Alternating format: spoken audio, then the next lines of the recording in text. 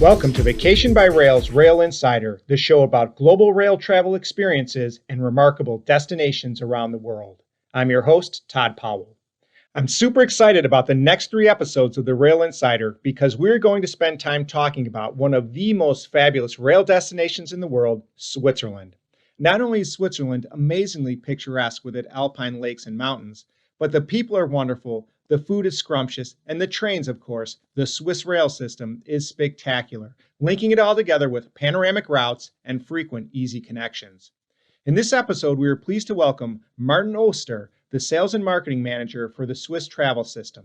Martin grew up in the Swiss Alps and is an expert on train travel in Switzerland and is the ideal person to tell us why Switzerland by rail, boat, and bus is by far the best way to explore this magnificent destination. Martin, thank you for taking the time and joining us on the Rail Insider. You know, I'm so excited every time I talk about rail travel, particularly when it's Switzerland. You know, Switzerland is just a spectacular place for people to have a rail adventure. The public transportation system, the train system, the scenery is just truly stunning. What do you think makes Switzerland such the perfect destination for rail travel? Well, thanks, Todd, for having me on the podcast. Yeah, indeed, we're pretty, how should I say, privileged to have such a system in place and such a beautiful scenery, obviously, to discover Switzerland. The nice thing about it is the network of public transportation always benefited from a lot of investments from the government and the support of the Swiss public. So the network that's there, which include the trains, the boats, and the buses, that runs in a harmonized timetable. It's super efficient on a high frequency. It's very reliable and clean. So of course we use it as the prior mode of transportation in order to get anywhere within Switzerland. And since it's so high frequency, it's sort of a hop on, hop off nature. You don't have to plan ways ahead. There's always a train or a bus connecting you to wherever you want to go. This way, all the rail stations, they're actually in the heart of the towns and cities in Switzerland. It's the center of these places. That's where life is happening. That's where all the services are provided. All those rail stations are within minutes, usually, to the hotels. So everything is in a walking distance. And also attractions are like the lakes are nearby. And it's easy to make connections in these places. So it's very straightforward and easy going to travel like the locals do. And who doesn't want to travel and meet the locals when you visit a foreign country? So that's the way to travel Switzerland, is by public transport, especially the rail service. I agree. You know, when people talk about traveling, particularly nowadays, it is all about making that local connection. And I always tell people, and I agree with you 100%, that if you really want to connect with people, you know, the train stations are always this bustling hub of the locals and the local culture, and connecting on the trains and getting on the trains, or connecting up with some of the public transportation systems really puts you, you know, in the day-to-day life of the locals, and it gives you that opportunity to connect with the locals. And you know, I find that Switzerland, for all the reasons you've just said, is just the ideal destination for that, because of how the trains and the bus services and the boats, they all line up perfectly. Before we go a little bit deeper into rail travel in Switzerland, and some of the tips and insights that you can give us, you know, people are always asking, you know, how is COVID-19 impacting travel in Switzerland, and what is and in other countries, and what is it that people can expect? What types of precautions are now being taken in Switzerland, particularly as it relates to rail travel? Right, yeah. So we're still in the middle of it, like pretty much the rest of the Western world. So of course, there are strict measures in place since spring, since this all started. Actually, all public transport providers, be it the trains, the buses or the boats and so on, but also whatever is mountain cable cars and so on, they operate under defined protocols. They do have a clean and safe label in place, so their protocols have been verified, and also over the course of the summer, especially when everything was operating again, has been thoroughly tested and checked that it's in place. There's not that much I could list up like comparably airlines do or so. Basically, of course, there is extensive disinfecting and cleaning in place. But the most or single best contribution of the system probably was during all of this time that it remained fully operational, literally at full schedule, what connects all the major cities and towns. So you still had like every half hour or every hour a train in all the directions, and obviously much less traffic overall. So it was easy to spread out in all those trains and to keep your distance without having specific necessary measures in place, such as blocking seats or anything like that. That was simply not necessary. So people kept on going to work, the commuters used the public transport, and given that it was fully operational, that was the best contribution to reply to the situation. That's great to hear, and I think you're right that the fully operational is still maintaining that schedule even when the onboard traffic was light. It seems like such a great idea, and giving people that ability to social distance, and the fact that you're labeling it too, that they're safe and clean. I think that also adds to people's peace of mind. But now let's focus on more of the exciting stuff here, and let's talk about the scenery in Switzerland, because the scenery and the routes are just truly awe-inspiring. You know, I think a lot of people they've heard of trains like the Glacier Express, the world famous Glacier Express, and there's these other, let's just so-called branded train routes, the Brennan Express, the Glacier Express, the Golden Pass, these panoramic trains. Can you tell me a bit about these panoramic trains and how these services differ from the regular scheduled service that people can enjoy in Switzerland? Sure. Even those are actually and have been always operating over the course of the summer as well, and will be also in the winter again.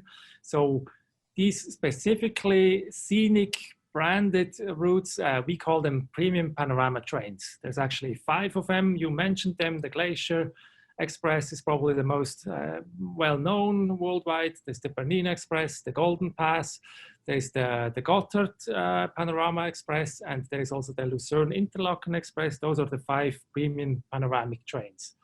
The way they differ with just any regular train is their purpose is predominantly sightseeing, touristic. So that's not where you have the regular commuters on board. It's mostly the visitors. So they have wide panoramic windows, because that's where they operate, is the scenery in front of the window. That's what you want to see. So they have large windows, comfortable wide seats. They do have occasionally audio guides available in different languages. They all have some sort of a onboard gastronomy. In the case of the Glacier Express, for example, you really have an onboard kitchenette, and the meals are prepared there and served at your seat. In others, there is a separate service available, but might not be at your seat. So that differs a little bit on the train. Overall, those are a little bit of the longer journeys. So they do this panoramic scenic route. They go, although they're all called express trains, they go definitely at a slower pace than all the intercity trains, for example, they would do. Partly they run on cogwheel to get across these mountain passes. That's where the beautiful scenery is. So since those are longer journeys, you sit more in comfort. There's fewer stops, like they don't connect with all these small places in between. They're predominantly meant to do sightseeing. Yeah, and They are truly spectacular. And the fact that you mentioned those, the sightseeing, I remember years back when I did the Bernina Express, there was an app that I downloaded that had some additional route information in there as well that provided some great insight. And the interesting thing about it, though, is you have these premier panoramic trains and these premium panoramic trains, and but there's so many routes in Switzerland that every time you take a turn or go around a curve, there's just another spectacular view that you can take in. I mean, you don't have to be on one of these panoramic trains to really enjoy the scenery because it's just all over. I mean, everywhere you turn.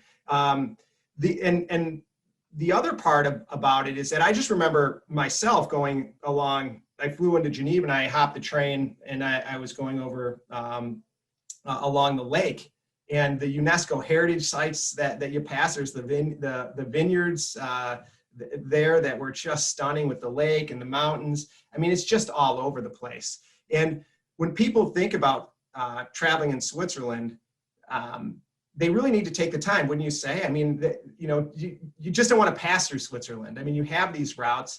What do you think about, how many days you think someone could spend in Switzerland just exploring? I mean, what do you think from your recommendation? If you want to get a couple of these trains in and just spend some time.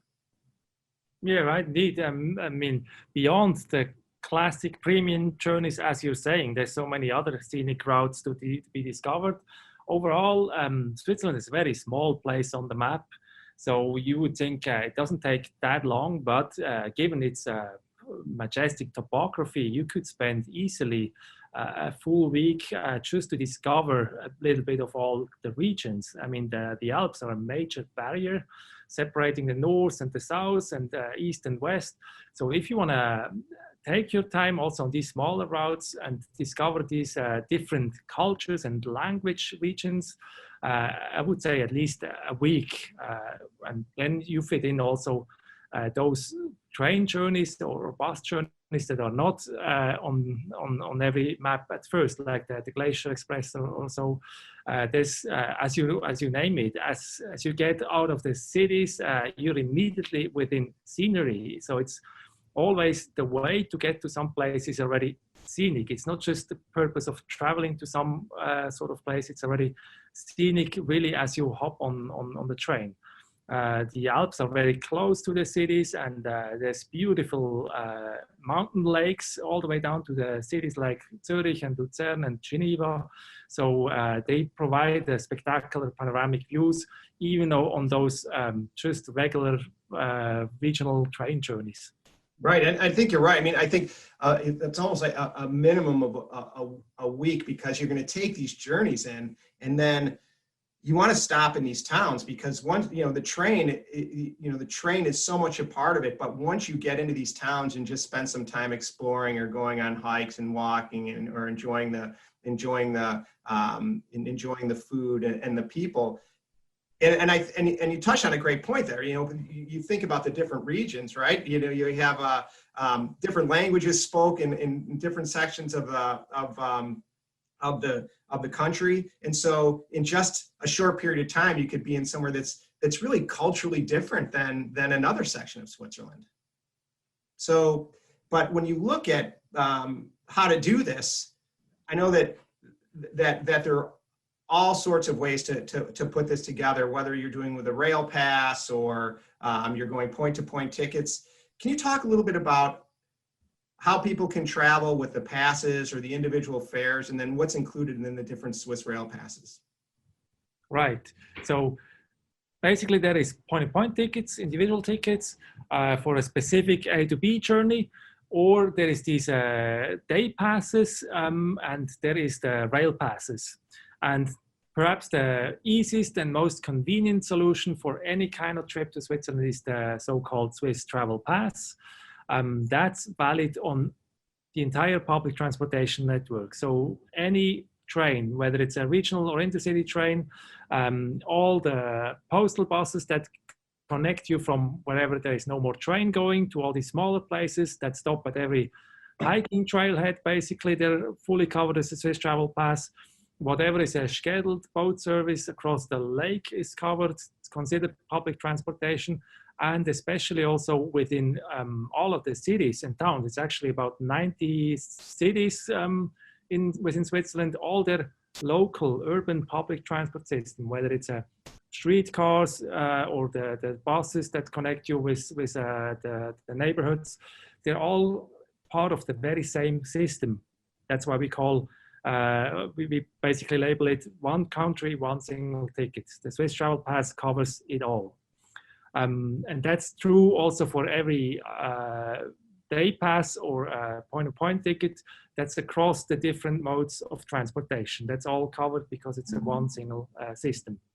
So the Swiss Travel Pass actually comes in different durations. You can have it as a 3, 4, 8, or 15-day pass in a consecutive manner, or also in a flexible version. So that's the same amount of days to be used within one full month.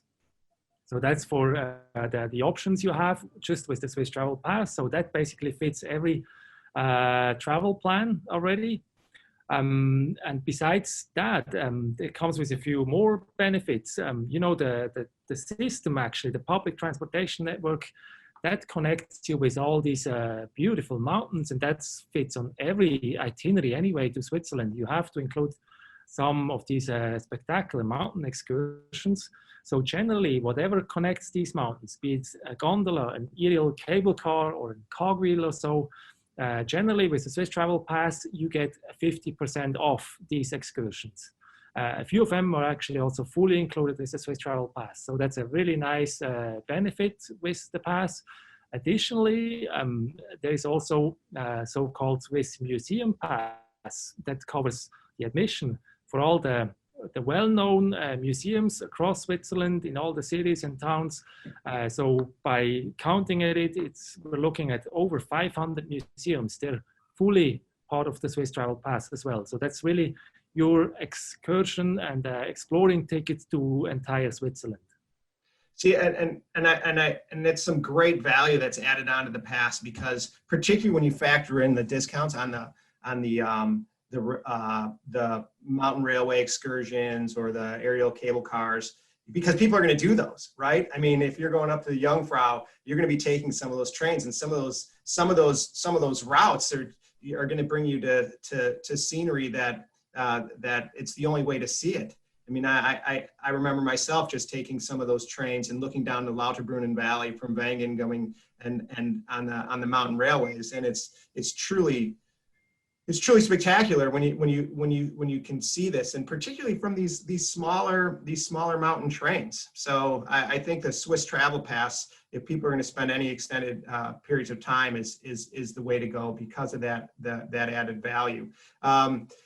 You know, at Vacations by Rail, we get a lot of people who do a lot of trips around the world, and we have first-time travelers as well that go to places like Switzerland or travel to Canada or you know, around the United States. But you know, Switzerland is always on people's lists of where to go. And so, can you give a first-time traveler some recommendations or some insider tips just based on your own personal experience? It'd be very helpful for when people start to plan their trips to get the information from a local. Yes, I mean, of course, you want to see the highlights like Luzern, Interlaken, or you want to see the Matterhorn, you want to travel the Glacier Express. Whenever you first time travel to a country, you want to get these highlights covered. What I would recommend to everybody is stay flexible as you can, because it's such a dense schedule and public transportation network. You can do spontaneous breaks, and you don't need to be on that specific train at that hour, because then half an hour later there's another one. If you like it somewhere, stay and discover that place, and there's many beautiful spots in between. Just take up an example here. If you're booked from Interlaken back to Zurich towards the airport, and you still have a day time, why not stop at Bern in the capital of Switzerland? It's so easy to get off the train in the station there, and within minutes you're in the old town, UNESCO World Heritage Protected Old Town, the city of Bern, and you just have a coffee or do some shopping there before you head on. And there's every half hour there's another train to Zurich, just as one simple example here. That's the way, the mode I would use the system is really also fit to the actual conditions out there. If you plan a mountain excursion, do it early in the morning when there is no clouds yet, or whatever the weather situation is. Do it in either one or another day. Stay flexible as much as possible also. And the distances and the density of the system allow to do so as well. So it's really easy also to stay in a city and cover a mountain within just a day. For example, you could stay in Zurich in a hotel and you could go to Mount Titlis above Engelberg within a day easily and return to the city the same night while you have been on a glacier during the day. So it's pretty unique for Switzerland as well to have outdoors and mountains scenery so close by to the cities and so easily accessible also by public transport. You don't depend on any motorized transportation by yourself individually in order to discover something else than something centrally located. That's kind of my lifestyle as well in Switzerland or the Swiss. That's the way they travel. They do all these outdoor activities. They use public transport and they don't have to have a firm plan. You could go up either side of the mountain and hike down on the other side and just return a different way. So that opens up so many options actually to do a bit more of a diverse itinerary. And just to make it easier also, as a recommendation, try to travel light, obviously, although it's not difficult. It's not hard to change from one train to another, but the system is a high frequency. So you only have maybe so and so many minutes to make the according connection. So don't drag too heavy of bags, but if you have bags, and as an overseas visitor, you probably always have your suitcases along, there is luggage services in place. For example, you can store your bag at any major rail station just for the day. If you want to discover the city, for example, there is lockers in place. That's easy to find. They're centrally located within the stations. And the luggage services that are actually offered. Every rail station that has a luggage service desk, you can just leave your luggage and you can ship it anywhere to your next destination. So make use of all these services. That makes rail and public transportation travel even so much easier. And that's really the way the locals also use it for. And that's those are some great tips. Those are some excellent tips. And the frequency of the trains, I mean, it truly is, you know, a massive system in a small area, and it's so easy. I mean, it is so easy. I think when people show up for their first train, they start to realize how simple it is to travel on the Swiss rail system. And the other thing is that it connects easily with other international destinations by train, right? Whether coming from Germany or France or Italy, it's simple to just it's a seamless connection, isn't that right? Absolutely. I mean, Switzerland is in the heart of Europe. Really, everybody says that, but Switzerland really is. It's a 4-hour train journey from Paris to Zurich, for example, or to Geneva. We got excellent connections just down to Italy, which is, once you cross the Alps, it's just down the road. Also, there's fast connections. You know, there's the longest rail tunnel in the world that's been opening up a couple of years ago. Makes it only a 3.5-hour journey from Zurich to Milan nowadays, while you cross the entire Alps. Also to the east, to Austria, or to the north, to Germany, there's excellent train connection, and many of the cities actually have a direct connection with Switzerland. Yep, and I think people who are in the area, they need to come by Switzerland. They need to spend some time, because if they're just passing through there, the next time they're gonna come to Europe, they're gonna spend a week or more in Switzerland. I always recommend that people they spend time in smaller areas rather than try to cover a bunch of different countries. And Switzerland is one of those countries too, where a week or more is ideal, particularly when you start to really dig into all the different corners, cities and mountain towns, and everything that Switzerland has to offer. Martin, I want to thank you for taking the time and talking to us about the Swiss rail system and what it's like to travel in Switzerland. It's always great to see you. Always great to talk to you. And I'm hoping that you'll join us again sometime in the future, and we can maybe dig deeper into some of these panorama trains or some specific routes. Looking forward to that. Thanks for having me on the chat, Tom. That concludes this episode of the Rail Insider. I'd like to thank Martin Oester for his local insight into traveling Switzerland by rail. For more information on Switzerland, visit Vacations by Rail's website at www.vacationsbyrail.com or contact a rail specialist at 1-877-929-7245. From everyone at Vacations by Rail, thank you for listening.